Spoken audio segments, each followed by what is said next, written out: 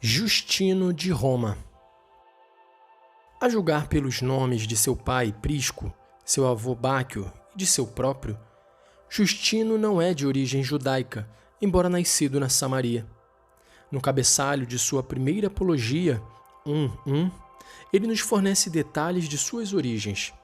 Ao imperador, em prol dos homens de qualquer raça que são injustamente odiados e caluniados, eu, Justino, um deles, filho de Prisco, que o foi de Báquio, natural de Flávia Neápolis, na Síria, Palestina, compus este discurso e esta petição. Flávia Neápolis foi fundada no ano de 72 de nossa era, por Vespasiano, sobre a antiga Siquém. A cidade existe hoje sob o nome de Naplusa. Não se deve esquecer a importância deste sítio geográfico para a história religiosa de judeus e cristãos.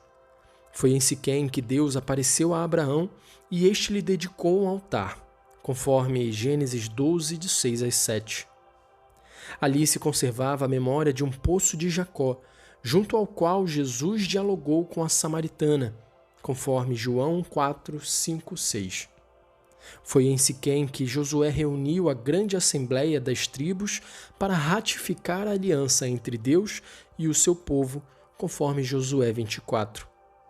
Outro indicativo de que Justino não era de origem judaica é que não conhecia o hebraico e não sofrera nenhuma influência do ambiente samaritano, nem mesmo era circunciso. A data de seu nascimento deve ser situada por volta do ano 100 d.C. Sua conversão ao cristianismo parece ter ocorrido por volta do ano 132. Seriam duas as razões principais desta conversão: o desencanto com as filosofias que não lhe proporcionavam o saber tão procurado e o corajoso enfrentamento da morte por parte dos cristãos. Nestas circunstâncias, o encontro com um ancião à beira-mar, quando buscava a solidão, foi o ato decisivo. Sua formação intelectual foi das mais aprimoradas.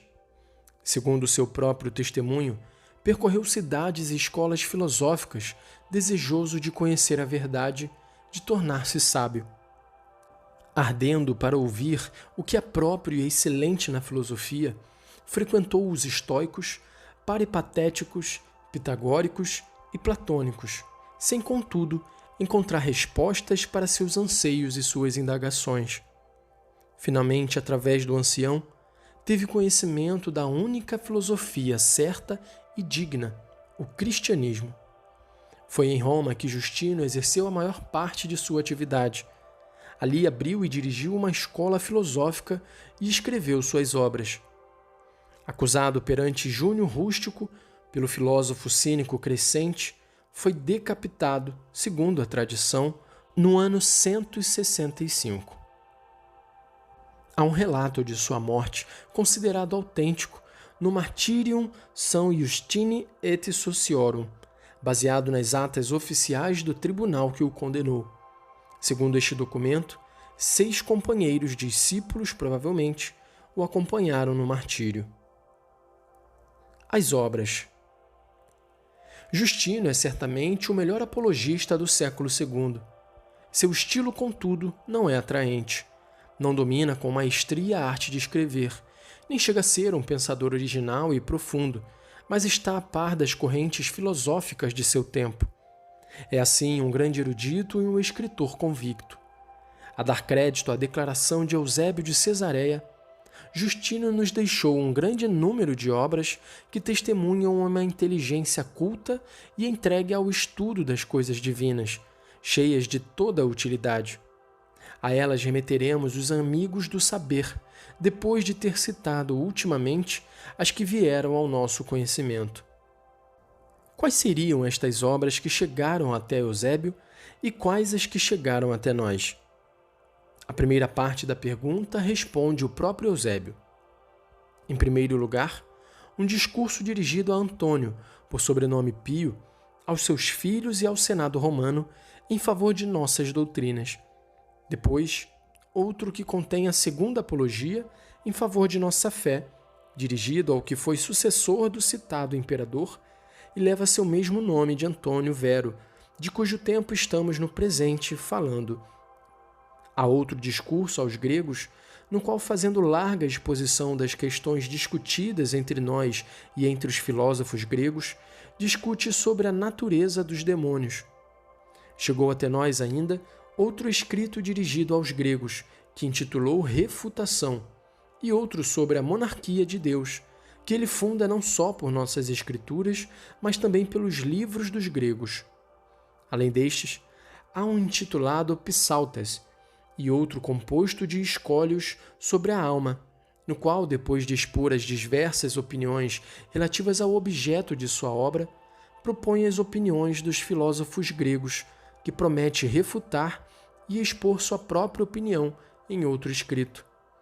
Compôs também um diálogo contra os judeus, que teve na cidade de Éfeso com Trifão, um dos mais famosos hebreus até então. Neste diálogo, manifesta como a graça divina o conduziu à doutrina da fé, com que zelo havia anteriormente se dedicado às disciplinas filosóficas e com que extraordinário fervor havia buscado a verdade. Muitos outros trabalhos seus correm entre os irmãos. Os escritos deste homem parecem tão dignos de atenção que Ireneu cita suas palavras primeiro no livro 4 contra as heresias. O próprio Justino alude na primeira Apologia 26:8 a um escrito seu contra todas as heresias que existiram até o presente e que estava disposto a pô-lo em mãos do imperador. Ireneu cita ainda um contra Marcião, que se perdeu. Contudo, respondendo à segunda parte da pergunta, de todas estas obras citadas como sendo de Justino, somente chegaram até nós como autênticas as duas apologias e o diálogo com Trifão. Concluindo esta apresentação geral, permitam-nos tomar as observações de um especialista. O que em Justino conquista imediatamente nossa simpatia é o que eu chamaria de boa vontade de transparência de sua alma, sincera, leal, ardente entre todas. Essa alma se nos revela desde as primeiras linhas da apologia. Na dedicatória mesma, poucas palavras há, na literatura cristã primitiva, tão impressionantes como estas simples palavras. Um deles. O que atrai e retém sobre ele a atenção do historiador é o que vemos preocupado pela primeira vez, embora de maneira bastante confusa, pelo grande problema que a escola de Alexandria definirá muito mais exatamente, examinará com mais amplidão e método e resolverá, consequentemente com mais êxito, o problema das relações entre a filosofia e a fé. A vida moral e intelectual de Justino tem sua fonte numa e noutra, e pode-se dizer que ele soube conciliá-las, pois viveu de uma e de outra, já que não pudera viver sacrificando inteiramente uma ou outra.